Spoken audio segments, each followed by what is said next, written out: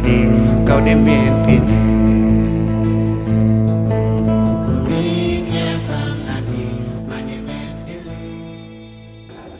bandiraɓe caggal yettude Allah e julde Mouhamadou ɓurnaɗo windere o e yettude jinnaɓe meɗen kadi e hamdinade wiide alhamdulillahi rabbil alamina Allah en ñaaguima kadi ko Allah fawi men koye Allah hannan men ɗo en jetti wuuro ngo en jetti jibinande wuuro ngo kadi en jetti ɓe Allah rewne juuɗe mumen hunde dañi fuɗɗorade hono ni fuɗɗande ɓe ndiyam memniɓe ene ballitoro e jogade miijoji moƴƴi e pellital manggal ɗum ɗo noon Allah liɓi ɗum e juuɗe men e yeeso almami e yeeso chef de village nan ɗo dari Alassane Ousmane Aw amo dardi ɗo e goto e yimɓe men jibinande men Bocar Babayel ene wonde miñu men ene wonde kaamu men ene wonde mawnu men e weeli Allah woni Mama Hawa Sall ko yettude Allah noon amon ɗo dari e dow inde Thielaw amon ɗo dari e dow inde Sénégal amon ɗo dari e dow région de Saint-Louis e département de Podor e commune de Gamaje Sare e volontariagal makko noon fellidde wallude bandiko en kadi mo wonde conseiller ji makko nan ɗo dari koye Amadou Abou waten eɗen gandi ɓe ndiyam memno galleji men ɓe nan ɗo jooɗi sen mbi eɗen lima noon juumen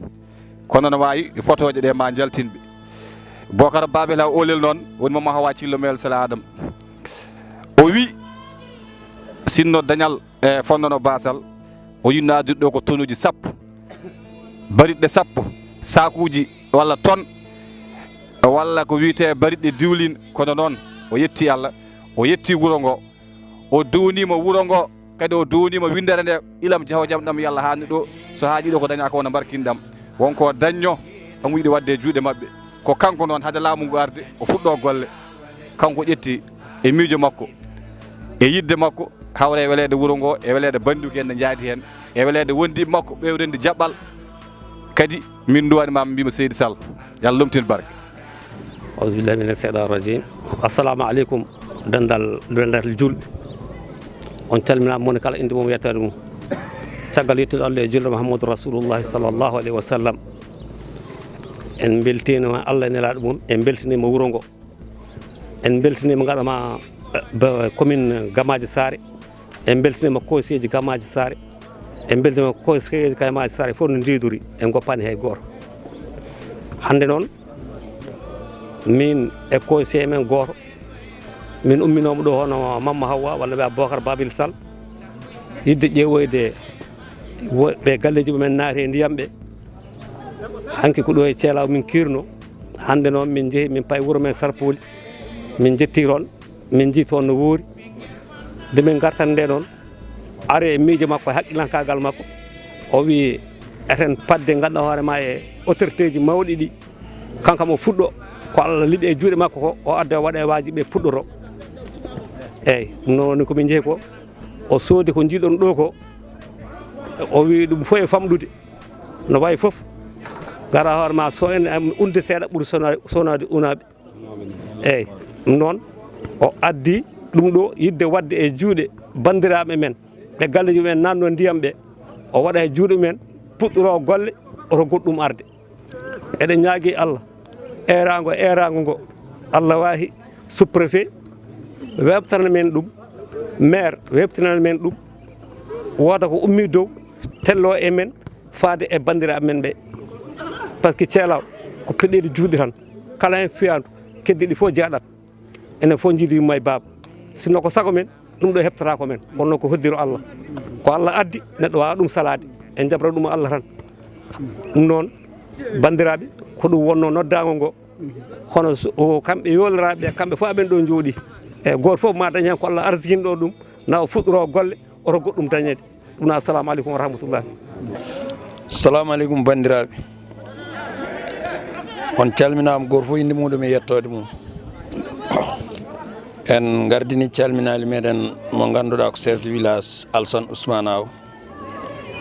e imam ratib Ceerno Amadou Ousmane Sanoune Beyti e denndaangal notaaɓe wuro ngo rewɓe e worɓe sukaaɓe e mawɓe woni arɓe ɗo ɓe eɓe ngaraani ɗo ɓe fof sababu nde yimɓe fof mbaawa ɗo arde kono arɓe ɗo ɓe lomtiima ɓe ngaraani ɓe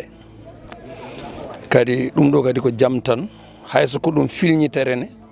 enen kam gonɗen ɗo koye jam hakkunde meɗen masalaha e ballodiral e ɗum ɗo ko woni ɗo ko wona sago men enen fof sinno ko sago meɗen taw wona ni wayi kono kadi tawde ko ni wayi yo Allah woppu ɓe gandanɗa hoore ma ne daña ene jurmo ko wayni eko wayni saabu aduna yimɓe ballodirta hen jurmodira hen kadi oto Allah fondu julɓe so Allah fondi julɓe yimɓe fof goni wasɓe moƴƴe hen nafata ko wooda seɓorɓe wooda dañɓe tawa kadi Allah hokka ɗumen ɓerde dañde noon wona dañde jawdi ko dañde ɓerde moƴƴere sa daw joguiɗo jawdi ha heewi taw wawani wadde e nde wonno sa walli bandiram balluɗa ko hoorema sa woppi wasde wallude bande kadi goppuɗa ko hoorema kala kadi ko neɗɗo dañi yo wallodira bandu men saabu ko gasar kala ko jiiɗa ko gasar nde wonno ko gaynata neɗɗo ko ɗum gaynata kala ko jogui neɗɗo ko gasar enen ɓeeɗo won ɓurnoɓe men jogade maqama e martaba ɓe jeehi toɓe ndewito ko nayiɓe ko ɗum nawata men ɗum noon jawdi ma woppima tan ma woppi ɗum e enen fof eɗen gandi ɗum ɗo sa ƴewtidima ɗum ɗum yurmini ballaten ɗo ko ballal ngal ɗo gadda ngal addana ɗum ko hono men ɓe ganduɗa jiiɗano wallede jinno ko wallude kono Allah fawi ɗumen hande ma balle ɗum noon vraiment en jetti mo ganduɗa waɗi ɗum o jogui oɗon miijo woni Bocar Sall en jettamo hen eyyi assalamu aleykum bandiraɓe on calminama goto foof inde mum e yettode mum on ñagama yaafoye kadi on mbiyama kadi massa coon no ardiɓe mbini tan kadi sikki kalaten tan koɓe kalno eyyi darde men ɗo hande ko ballal Bocar Sall walla mbiya Mama Hawwa fayde ɓe ganduɗa koɓe ilam nanno e kuuɓeji mumen c' à dire enen mbiyata boraɓe koɓe mbi ko tan en ñaganno koɓe ɗum kono ala ko mbawɗen kadi e baɗe Allah eɗen ñaago Allah kadi yowata ko ɓuural en ganda kadi ko Allah waɗiri noon kono eɗen jetta Allah eɗen jetta kanko Bocar saabu gadiɗo haalde o goto e bonniraɓe ɓe hono Mamoudou o haali o wi ɓerde mabɓe ɓuuɓi tan koko yiɗi guila ɓen ɓorni paɗe mumen gaare mabɓe ɗum kadi wona hunde wemde nana bande ɓorama ƴetta paɗe ma jaaha e mum mbiya massa coon ɗum tan ene yona dimo wattude hen kadi itta e poos mum adda kadi ene wiya yo ballitoro gonga ni ala ko nafata kono wulago goto wulago jamma woppittake e goto ma jaafa ɗon wadde ko mbi ko tan eɗen jetta Allah eɗen jetta Bocar Sall no fewi sinno ko sago ɓe balletake kono noon neɗɗo kadi ala ko wawi hen ngal ɗo ballal kadi no Amady ko wini ma won wiɓe ne heewi kono heewani kono ne heewi so guirma gojji tan yi bande ene wayno kala ɗo mette ɗe tolninoma ma wonko usse ma seeɗa wadde kay eɗen mbiya tan en jetti Allah en jetti Bocar Sall enen kadi en beltima enen wuuro ngo foof so wona haside saabu ngal ɗo baɗal ngal o waɗi ngal ko gowɗum wadde Mama Hawwa kam wona noon wiyete Bocar Sall kala ɗo nani ko foti waɗede omo waɗa wonko waɗata ko ganduɗa koko suuɗi hay goto tinata ɗum kanko tan Allah tan enen wuuro ngo kam en kiitorakimo ko ɓooyi men nafde kadi ɗum ɗo kadi ko wona buletɗo makko ɗo kadi eɗen ñaago Allah kadi boniraɓe ɓe yo Allah safru ɗum ha sella saabu ko Allah jogui Allah kam ala ko ronki en ñagotomo tan wadde en jetti Allah en jetti Bocar Sall eɗen mbiyaɓe tan massa coon Allah jarama on jarama ma jarfa ɗum noon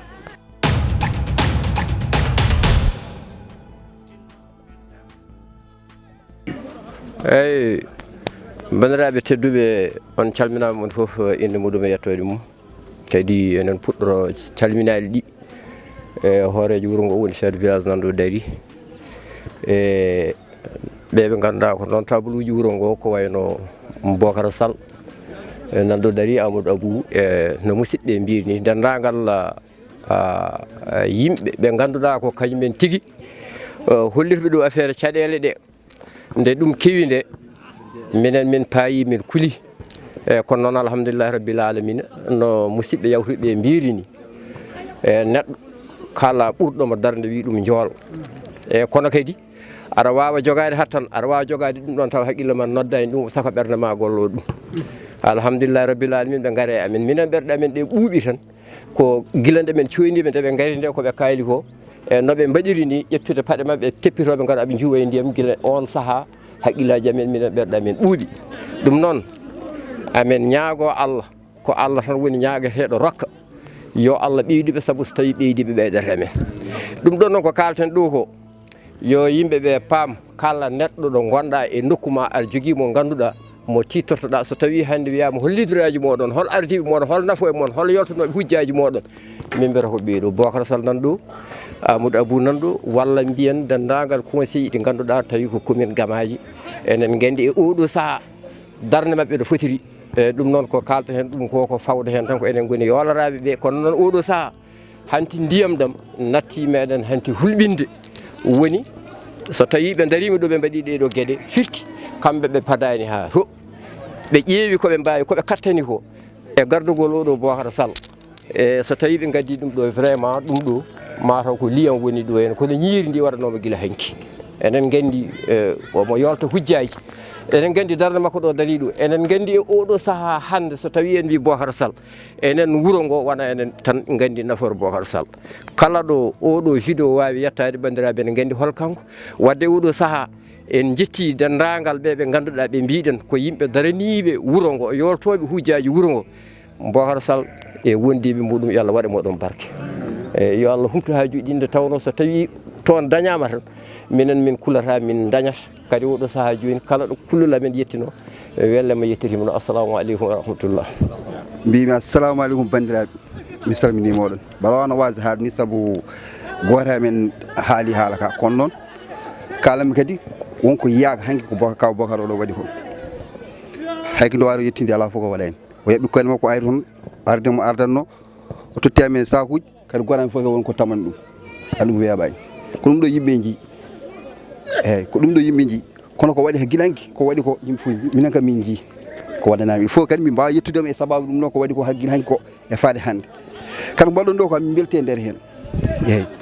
ɓurno tidde tan ko jomumen ɓe gaari ha jettim ɗum ɓurno tidde gaari ha jettim balli amen peeje foof mbaɗi ko poti wadde foof neni hande sa yi minen min darima ɗo min hanki min ƴetti moto ɗum ɗo kadi pompe min gaddi ɗon min jaltini ndiyam ɗam Allah e ma kaw Bocar sa tottani amen kayis min mbatta ɗum ɗon ko kayis ma hanki min illiri min jaltini ndiyam ɗam anne Allah jarama a jarama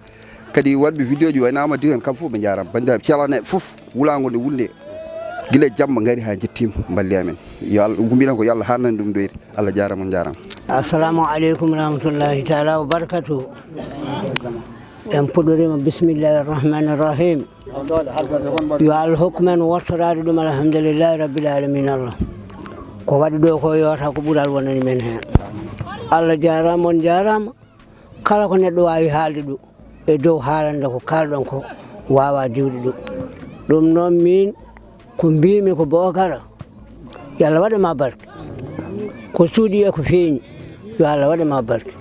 guila ñande natɗa e golle maɗe faade ñalawma hande a serani wadde ɗum dendagal diwan Podor ha yette diwan Thielaw ha Rewo ha Worgo ha e miskineɓe ha e lamɓe ha e fof ala fof ma waɗanani heddi komo yiyani kono moni fof wonko heeɓi yettode wodani Allah e nelaɗo muɗum min mbimi yo Allah waɗema barke a waɗi to jumaji a waɗi to jamaji a waɗi to joɗayɗo hanki min gaɗimi weltade fof gadoriɗa ko gallam nde tawɗa mbeɗa jooɗi mbeɗe leele pliyanam kalɗa ko ɗon fof adimi welde mbiɗami ardu dantema ƴeewa sukaɓe ma kala min bisimilla joni keeɓa ɗon fof adi weldemi o waɗi ko sakuji jeetato neldimi puɗɗorimi funnague worgo nayyi rewo funnague o nayyi wona jeetati ɗum ɗo kadi Allah waɗi o addi ɗum ɗo kay ko baɗannoɗo ñande foof hayso ɗum waɗanoka hatta men ñamde e yarde kono noon alhamdulillahi rabbil alamina Allah yo Allah ɓeydan men goɗɗum ha mbawen dañde ko bandiraɓe wuuro ngo pop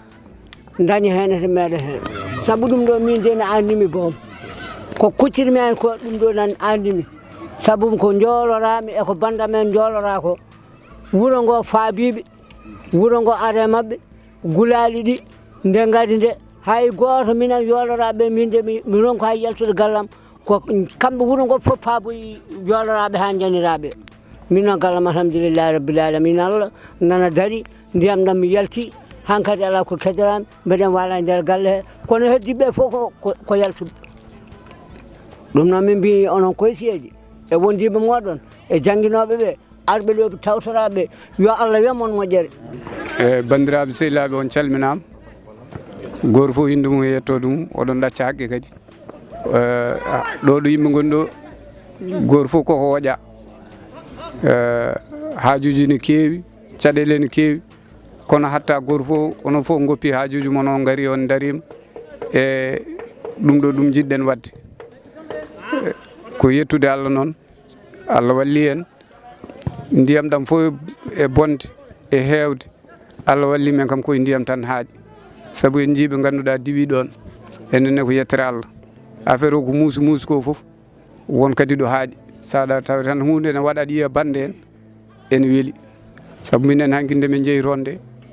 e ide amen en ɗumninde fof ɓe mbi leegal ngal minen min tini ko subaka kono leeɗe ɗe fof wuuro ngo fof toon waali ɗum ɗon tan so yimɓe mbawi waddude ɗum e koye mumen firtu ko jokkere en ɗam nan ɗon te ceelaw fof jiidi umma e baaba mbiyanmi tan ko chef de village Anna jarama mi yettima mi yetti wuuro ceelaw fof mi yetti aussi conseil ji ɗi min gondi ɗi ɗum ɗo koye inde conseil ɗi fof e inde sehilaɓe e yiɗɓe fof saabu goto mabɓe fof so wawno wadde tan waɗat ɗum ɗon noon so Allah rokki kam mi waɗi ɗum mbaɗi ɗum koye inde mabɓe fof sinno ko sago kadi taw eɗen jogui ko ɓuuri ɗum ɗo mbaɗen kono tan yoɓe gandam men tan ko ɗum ɗo heeɓe juuɗe men ɓe jagga hen kadi Allah no wawi kadi goɗɗum ara eɗen ñaago kadi yo haɗan men ɗo eɗen ñaago Allah yo misibo haɗan men ɗo ko wona ɗum ko yidde wiide yen daro enen fof gonen neɗɗo goto gam yarugol wuuro men yeeso hande guure ɗe ko enen tan mbawi ɗo ɓamtude ko enen tan mbawi ɗum guila debbo hen gorko hen mawɗo hen suka hen enen fof daroɗen kala so hunde keewi no jagguirton ɗon ni jagguiron hen jamma e ñalawma eɗen gandi lycée o nam waɗi ndiyam ha heewi ñande en jeehi toon puɗɗima wadde hen sakuji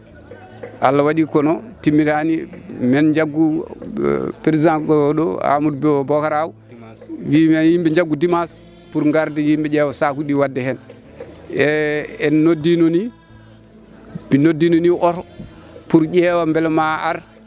joran yimɓe leydi ummade ran o ha yetto e damal ngal beele so élevage ɗi gaari kam ma mbaw yawtude ɗum ɗon so tawi Allah jaaɓi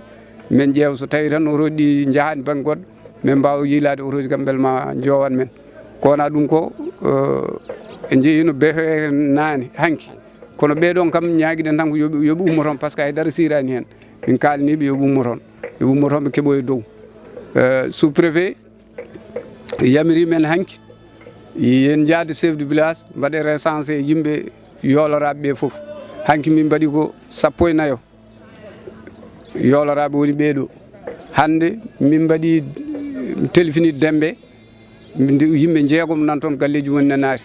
min jeehi Sarpoli min tawi toon yimɓe ɗiɗo e jama mabɓe e école mabɓe koko waɗi ndiyam min jeehi Pattuɗi ene waɗi galle goto kañum nan toon ko nannude ndiyam ɗum ɗo fof ko ceelaw enen fof jiidi yumma e baaba ko enen kadi ballodirta e koye men ko yummoto tan baaba to e ɗum ɗon noon laamu ngu ne heeɓi dossier o min neldi ɗum sous préfet sous préfet noon wi laamu ni wonko waɗi ko laamu waɗi ko so ari ko kanko sous préfet kamɓe peccat ɗum ɓe ndewnat ɗum noon koye commune aji ɗi so Allah jaaɓi so rewe commune aji ɗi kamɓe waɗanoɓe recensement ɓe fof kamɓe kadi maɓe keeɓ paamen tan kamɓe koye mabɓe no Amadou ko wi nani ɓe jiiɗano wiyede aɓe balle kono caggal woodi ko heptiɓe alay saago enen mbaɗen ko wawi famɗude fof mbaɗen jooɗi mabɓe yimɓeɓe pamir tan ko ɗum tagui ɓe tottede ko ɗum tagui kadi woɗɓe kadi totta ko kamɓe koye mabɓe tan haaji ɗum kadi yimɓeɓe kadi paama ɗum hay goto ñagaki darade ne walle ko wayni a dañat caɗele tan min hande somi dañi caɗele tan ceela fof arat gallam walla ɗum ɗon noon ko enen fof ken gotum joni noon en kalni maire aussi maire nene kalni ɗum kañum ardi commune Gamaji Sare caggal kañum ardi commune Gamaji Sare ko ɓesgu mum woni ɗo nde nodduɗemo kalandemo nde o wi ko wonto fonno yaade kono maw haytu yaade to yahanno maw ar ɗo ko ɓuuri yawde yaccade so ɗo ar ɗo yillo guure jolorade ɗe fof o yetto mum ɗum ɗon ne hay hande e nder ñalawma o noddi kam o waɗi confirmé ko garowo so Allah jaaɓi so haalni men ñalawma o wara tan o ara ɗum ɗon ko kanko woni maire alay sago kanko foti arde o yiya ɓesguji makko ko wona ɗum ko conseil ɗi ɓeɗa yetto mon no fewi Amadou Dicko en ganda conseil ji ɗum minen gondi minen liggotto kala kamen mbaɗa min ƴettitto min mbadda min jadata min ɗumninta ɓeɗa yetta moon kadi monsieur Dramé en monsieur Aw en ko sagi ɓeɗa suuɓo ɓeɗa yetta ko garmi ɗo ko wuuro ngo kala ko ɓeɗa jetta ɗo e wuuro ngo kala ko ɓeɗa waɗa ɗo wuuro ngo mami noddu Amadou Bocar mami noddu monsieur Dramé wiyaɓe min de ɓeɗa yiɗi wadde naggam walla ɓeɗa waɗa naggam gaare ƴeewen holno mbatten kamɓe goto mabɓe so ari tan noddame min pewjide donc minen fof jiidi umma e baba ɗo minen fof jiidi umma e baba kala men ummiɗo ummini ko oya kala mumen jooɗiɗo jooɗini ko oya ɗum ɗon kadi yimɓeɓe paama ɗum ganda ɗum enen fof jiidi umma e baba ala kadi ko wawi men serdude ko rendini men ko hay dara wawi men serdude min de gandumi hooram ɗum ɗon noon yo Allah waɗanen jaam yo Allah haɗanen men ɗum ɗo oɗon jarlo